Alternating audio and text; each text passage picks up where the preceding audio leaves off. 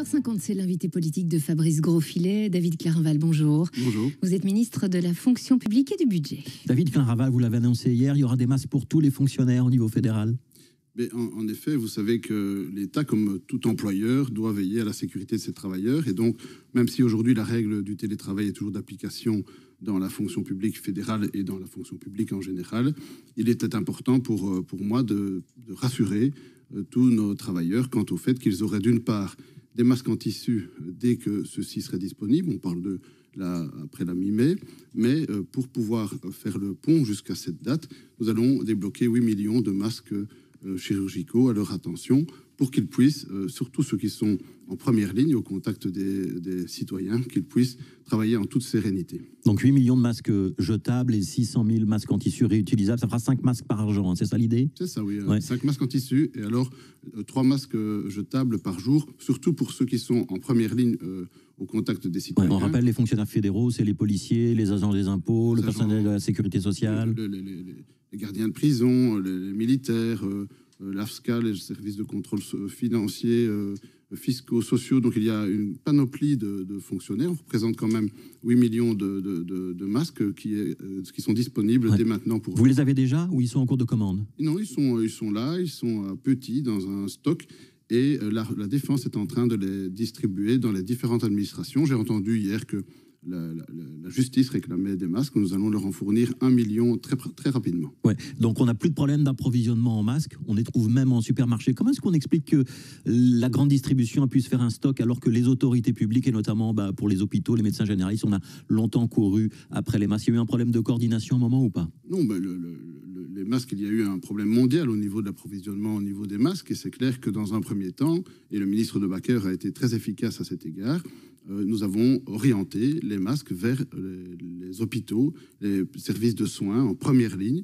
Et il faut savoir que les masques chirurgicaux, les FFP2, sont orientés pour eux. C'est toujours à l'heure actuelle, hein, c'est la priorité, c'est pour le personnel médical. Il n'est pas nécessaire pour un citoyen qui va dans le transport en commun, par exemple, d'avoir un masque chirurgical. Non, un simple bandana ou un masque en tissu est suffisant. Et donc, il faut bien distinguer les choses. Ouais. C'était au gouvernement fédéral de s'assurer qu'on avait assez de masques pour l'ensemble de la Belgique, ou c'était pas son boulot? À la base, normalement, la distribution des masques, c'est une mesure préventive. Donc, ce sont les régions qui auraient dû, théoriquement, être prêtes. C'est pas le fédéral qui aurait pu, par exemple, commander ou demander à ce qu'on réquisitionne une entreprise pour faire des masques en tissu? Ça a été régionalisé. La prévention est une matière régionale. Mais nous ne sommes pas là pour faire de la polémique. Nous sommes là pour dire que tout le monde a mis la main à la pâte, puisque je vois aujourd'hui, je les félicite, par exemple, des couturières dans tous les villages et les villes de Belgique qui ont fait des masques. Je les félicite, les encourage. Les communes ont également apporté toute une série de solutions, les régions, les provinces.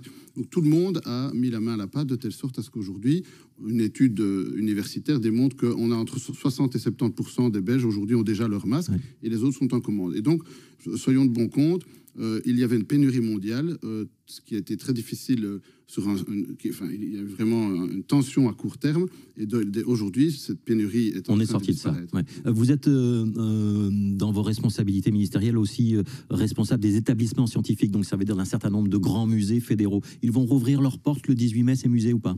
En effet, donc lors des CNS, nous avons déjà prévu toute une série de choses. Donc CNS, c'est le Conseil national de sécurité. En effet, et lors d'une précédente réunion, les musées, il est prévu de les réouvrir à partir du 18 mai. Ouais. Il y a des conditions? Comme pour tout, que ce soit les entreprises, le commerce, les musées, ils doivent appliquer des mesures d'hygiène et de distanciation sociale. Pour ce qui me concerne, les musées des Beaux-Arts, M. Draguet ont fait une note qui a été validée par le GAES, de telle sorte à ce que ça puisse servir d'exemple pour tous les musées. Donc les experts ont donné leur accord. Donc c'est de la distanciation sociale, on doit réserver sa place à l'avance et on fait un circuit. Il n'est pas question de se balader comme on veut tout à fait dans le musée. Exactement. Donc en fait, c'est un peu comme dans les grands magasins.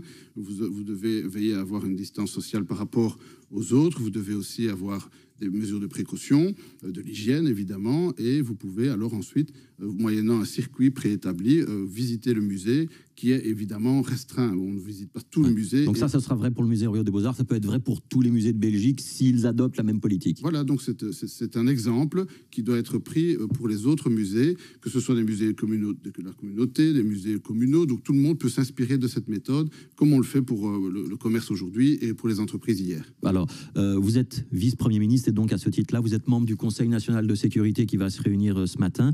Il y aura des décisions importantes qui seront prises aujourd'hui?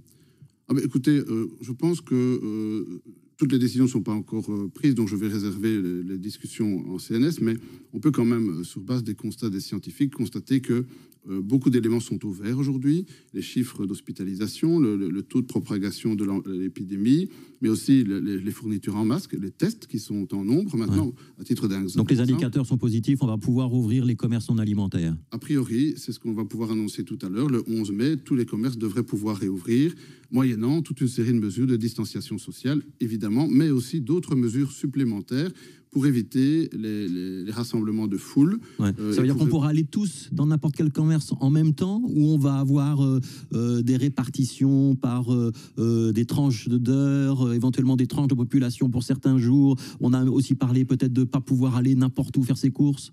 Il y a plusieurs pistes qui sont sur la table. Ça n'est pas encore tranché, mais moi, en tout cas, je pense qu'il faut faire passer le message suivant. Nous misons sur le bon sens des citoyens et il est normal que l'on fasse ces courses. Il y aura des restrictions ou il n'y aura pas de restrictions dans ce qu'on pourra faire? Le CNS n'a pas encore eu lieu. Il se réunit dans 1 heure, donc on décidera ça tout à l'heure. Mais moi, je pense que le bon sens des citoyens doit être mis en avant. Et évidemment, faire ces courses doit se faire le plus proche de chez soi.